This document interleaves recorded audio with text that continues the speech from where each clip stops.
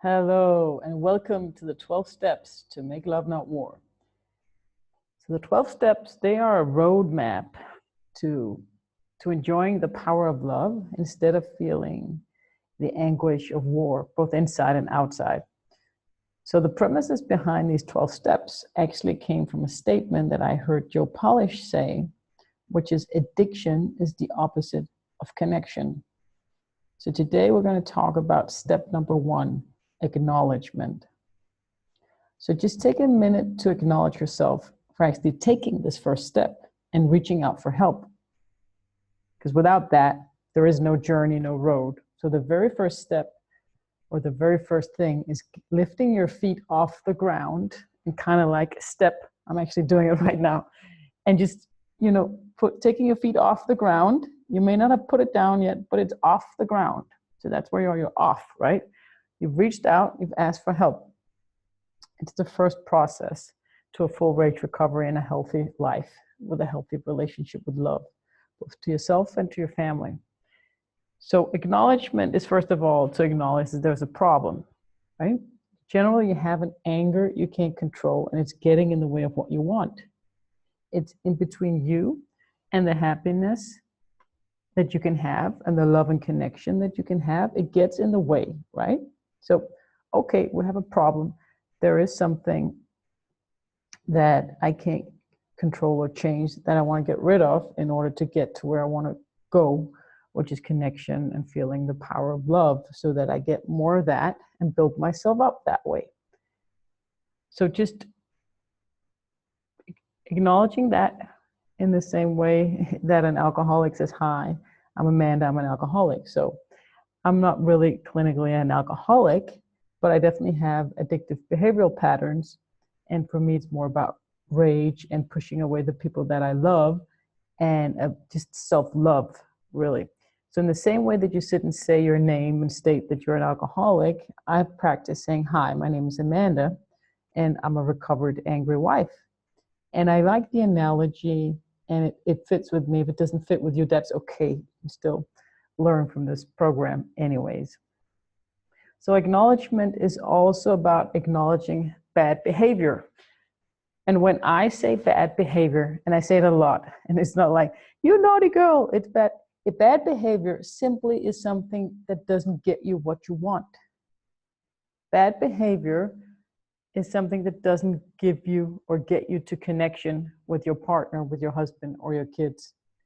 So bad behavior simply just give the result you want. It's as simple as that. Lashing out is bad behavior. No more, no less. It's just behavior that doesn't give us what we want. It doesn't get us. It stands in the way of connection, right? That's all it is.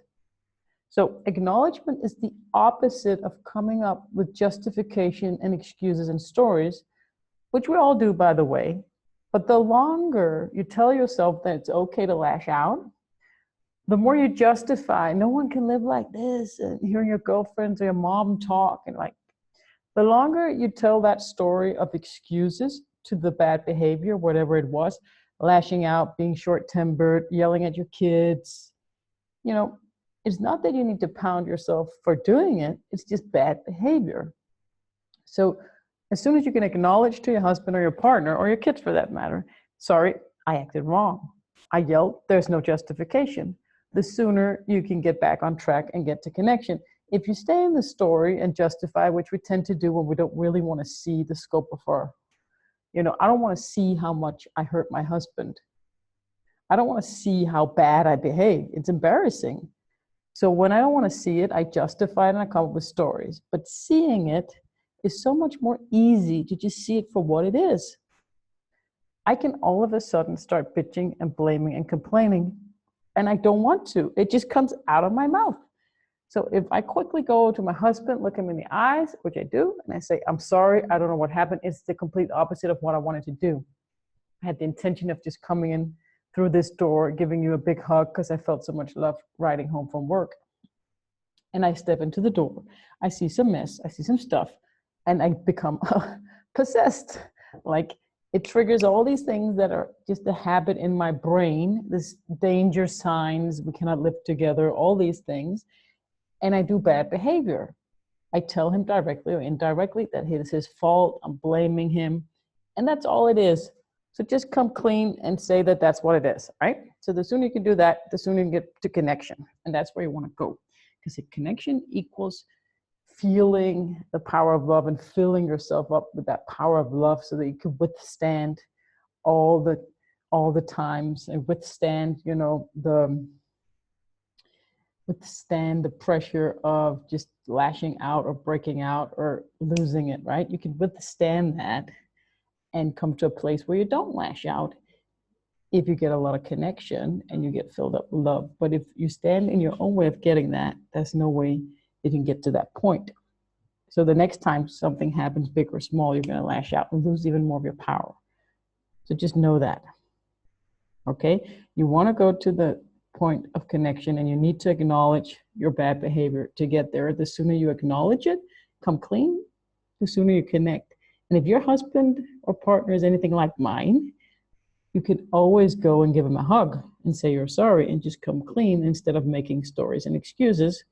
And once you get there, you always have that choice. And once you get there, you're where you want to be, because the more connection you get and the more power of love you get, the sooner you'll become the best version of yourself, and it will spiral in the right direction instead of in the wrong direction. Yeah, so all you need is love, but you also want a roadmap to get to love and not all the detours, because we tend to give ourselves or go into all these detours when love is right in front of us. It's just to go over, look him in the eyes, hug him, and kiss him. That's literally all you need to do.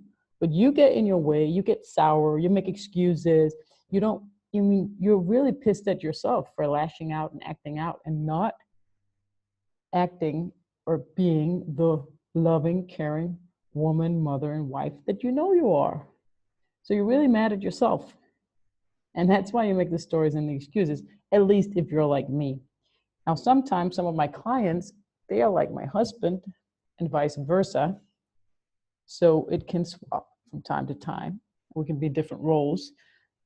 But what's true is that if my husband lashes out, it's because I lashed out somewhere down the line and he just didn't react to it and he kept it inside. So I have to trust that and know that and acknowledge that I've acted really bad for a long, long time. And he's not like me. He doesn't lash out easily, but he has come to a point. Actually, when I started acting better, he started acting more like me. So just remember that. So all you need is love, but you want a way to get there that will get you there safely without all the detours where you actually get lost. You want to be in connection. And when I say connection, I mean like making love or practicing love instead of just saying I love you. Because I can go on and on about that, and then it's something completely different when I see him. Something happens sometimes that makes me act like I don't love him. So to him, all these big words don't really mean a thing if I don't act like it. But when we're in connection, when we have eye contact, and when we are on the same pace without words, usually, when I can just relax and go with the flow and be on his terms and still be myself and see how that plays out, then we're in connection. So connection is love without saying, necessarily just saying I love you, but showing it in a way that your partner understands it, in a way where you're receiving it. So you know when you're in that situation. So just to sum up, acknowledgement is simply to acknowledge that you have anger inside of you that's not serving you. There is some uncontrollable anger, something in the way standing between you and the love for yourself, love for your husband, and for your kids that you want to remove, right? And if you're like me, you don't have a problem expressing anger, you have a problem controlling it, but it could also be the other way around or a mix of the two, okay? So there's something we can't change or control, and we need to acknowledge that and look at it instead of looking the other way and just denying it and saying, pretending everything's okay, because you're never going to change anything if you just pretend it's okay and you don't have the guts to say it out loud or say it to yourself at least, right? So either way, you need to acknowledge that you need help, okay?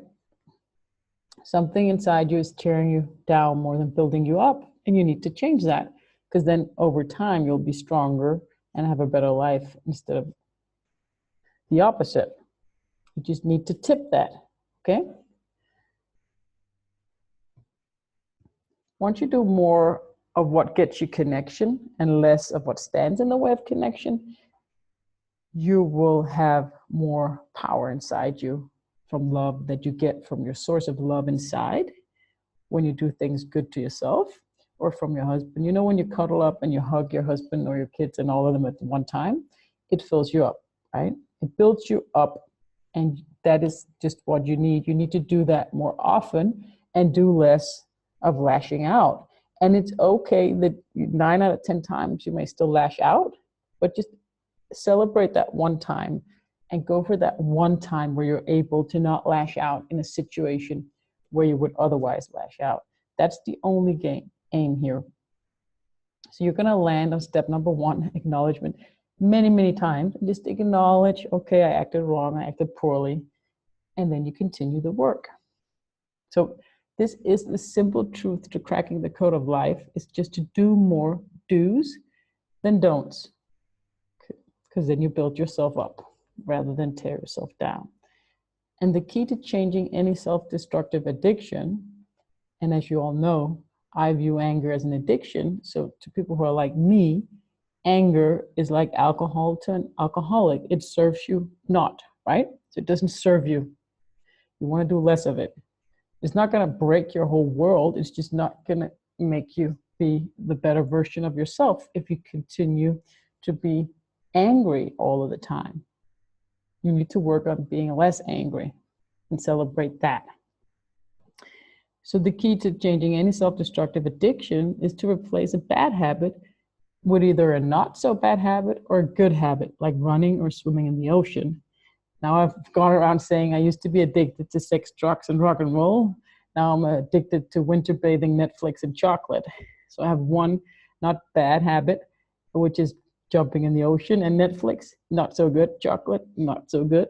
But still, it's better than other bad habits, right? So I can't change who I am. I can't change the fact that I can resist anything but temptation, quote Oscar Wilde. I can't change that, but I always have a choice. Sooner or later, I might not. I didn't used to feel like I had a choice when I lashed out. I felt so sad afterwards. I felt so bad putting my kids through it. I felt so stuck at war with my husband. But at one point, back in the days, it might take a week of a pity party before I had a choice or felt like I had it. But you always have a choice. Even though you lash out and that's uncontrollable within you, or something happens, that's fine. That is what it is. But once that is done, you have a choice. So the choice is, once you've lashed out, break out, you've freaked out, or whatever you did, or you scolded yourself for hours for doing something you shouldn't have done, whatever tantrum you went on, there comes a time when you have a choice.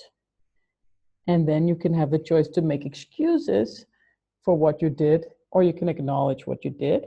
And you have several other choices that we're going to go more into from where you want to go at this point. So like you have a choice to go to your partner and make up, or just wait, trust, and wait it out till he comes back. And a very good choice is sometimes not to do anything. And that's what we'll get to into in step number 2, called surrender. But before we get to that, you need to stay in the step you're in, as my business coach always said. So acknowledgement sets you free, right? That's the whole point of acknowledgement, is just to look at the shit or the problem, or call it what it is. No more, no less. It sets you free. It doesn't free you from responsibility. It just means you recognize it's your problem, right? Instead of blaming the world around you. And that's what gives you the power. And it takes courage, because we think automatically, if we acknowledge it as our fault, quote unquote, or our problem, that then it's going to be bad for us. We're scared of that, but actually that gives you the power, because once you acknowledge that something around you is happening due to something inside of you or your choices, once you acknowledge that, you actually tell your brain that you have the power to change what's outside of you. If you look at what's happening outside of you, you're telling your brain that you're powerless, that something has been done to you. So by acknowledging, shit, I just bitched and moaned and complained at you. I had no control over it. In my experience, it just happened. It came out of my mouth. I didn't want to say these things to you, but I want to make it up. I want to change it. You just acknowledge what you did instead of, I know I've told myself these stories so many times. So notice if you hear yourself telling yourself, it's okay what I did. Of course, I could not have lashed out. Of course, I'm in the right to scream at him, or I'm in the right to tell him he's stupid. Don't tell yourself that story. What's done is done. And if your husband or partner is anything like me, he's not really taking it, that serious anymore anyways. But you just can't go on and on telling yourself that it's okay, because it's not serving you. So don't train your brain with making excuses, because you're giving away your power every time you lash out. Every time you're short-tempered, you're giving it away. You just need to take it back by acknowledging it and being truthful and towards your kids, and not, mommy acted wrong, or to your husband. So just to sum up and come with some confessions that might give you some hope. If you're anything like me, to me, even love has been an addiction in a way. So you can be in places where you need love and affection so badly that you get a little crazy if you don't get it. And that's just the part that you need to acknowledge, that it's all happening inside your head. There's very little to do. Your partner may trigger it, but all the insecurity and all the variables, they're inside you. He's probably like mine, very constant train, right? And he's not really changing, but your insecurity can go up and down, right? So when that happens, when you get into desperation mode, if you're like me, then it becomes impossible for your husband or partner to love you in that situation, because you are literally pushing people away because you're desperate. You think that love is scarce and it's gonna disappear, instead of just trusting and waiting for it. And that's exactly how my husband behaves. He's the opposite of me. So just know that it may be your relationship with love is actually controlling your behavior. It's not whether or not he loves you. And we don't always believe it, but deep down we know it. Our husbands, our partners, they love us. They don't mean to hurt us in any way. We just become insecure, right? So just acknowledge your behavior for what it is, that it has very little to do with his. And we, of course, don't see that in the situation. Emotions take over, insecurity take over. But once you come back to sanity, just regroup and acknowledge. Once you're able to acknowledge, that means you're in your power.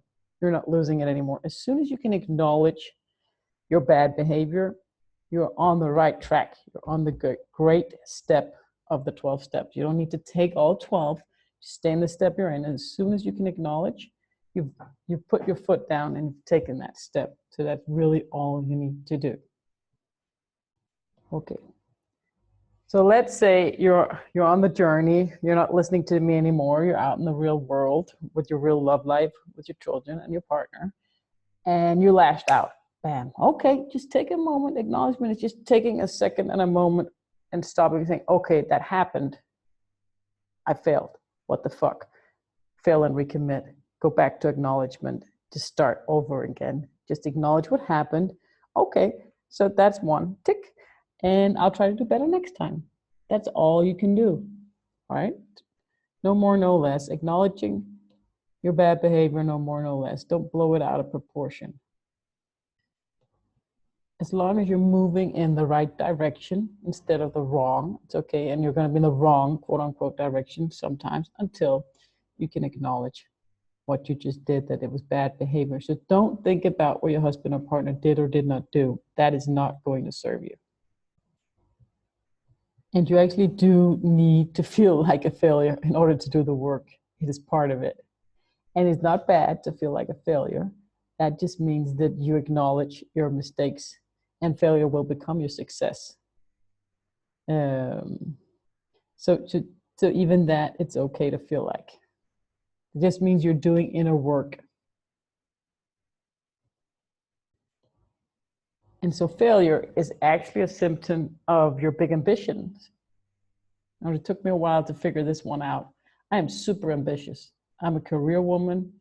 I used to work in investment banking. I sued my bank and I studied law, blah, blah, blah, all of that. I'm super ambitious also when it comes to love, and I have high standards for love that I don't live up to. And that's the reason why I feel like a failure. So I feel like there's a huge gap between how I want to act as a mother and a wife and how I act in daily life. Like it's the complete opposite. So if you're like me, remember it's your ambition, and ambition is good. So the more you feel like a failure, the more ambition you have, you just get on up and don't quit. Don't settle, don't divorce, don't say it's okay. Just be aware and keep on moving and just recognize it. And sooner or later you will feel, wow, there's one test that I passed and I didn't fail. But it does feel like a lot of failure, but that's what moves you forward. Yeah, so that's the key to moving forward. Fail faster and have acknowledgement with you. So if you acknowledge that you need help, that's all you need to do right now. And it's also part of self-love exercise. It's not blaming yourself. Deep down, all of this comes to ourselves. If I didn't blame myself, this took me a long time to realize. So if you don't know what I'm saying right now, don't worry about it. But if I wasn't blaming myself, I wouldn't have the need to blame my husband. And I have literally blamed him for everything for so long. We've laughed about it a lot.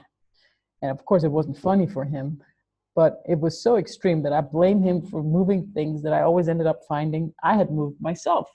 So the less it was his fault, the more I would blame him. And that's just an analogy, but I was blaming me deep down. I was blaming myself for lashing out. I was blaming myself so much that I had to blame him. If I didn't blame myself, it wouldn't be a question of guilt or fault. So when you acknowledge that you need help, you also stop blaming yourself. Okay. So I just want to go through some Q&As quickly. I had a question earlier. What do you do if you feel there is no communication? Like if you're lying back to back with the one you love? So again, acknowledgement, just acknowledging what's going on and putting it into words can help. Like acknowledge, right now I'm really scared of talking about this with you, honey, or just saying what you're afraid of will make it a lot easier to just put it into words. And remember, you always have a choice. I can't lie back to back for very long with my husband, and I'm really a sobbing pity party mess if I do. I really feel it's his fault if I do. And I just always turn around and I hug him. And that's, for me, acknowledgement of the problem, what's going on. Don't pretend it's not happening. Don't lie there for too long, is what I'd say. If there is no communication, you just open your mouth and talk, or you open your arms and you hug. That would be my best answer to that. And remember the famous AA words. I don't know them word by word, but it's give me the strength to accept what I cannot change. And just accept yourself the way you are. That's the only way. And accept your husband the way he, or your partner the way they are. Once you do that, you'll give the room for yourself to change a little bit, and they to change, but don't let it be the direct goal to change. Don't expect yourself to change. Don't expect him to change. Just acknowledge the things that you cannot change and give you the strength and courage to change what you can, which is acknowledging your wrong behavior and doing the work, asking for help. Acknowledging that you need help. You can do that. You don't need to worry about whether or not you can actually change your bad habits, as long as you just one by one implement habits that are not as bad or even good habits. All right? Okay, that's it for today with step number 1, acknowledgement. Welcome to the show and to the program, and I'm so glad to have you here, and I can't wait to help you and serve you the best way that I can, using honesty as my superpower. And give me any feedback at all would be great. So let me know if this is helping, what you want more of, what you want less of. I'm very open to feedback.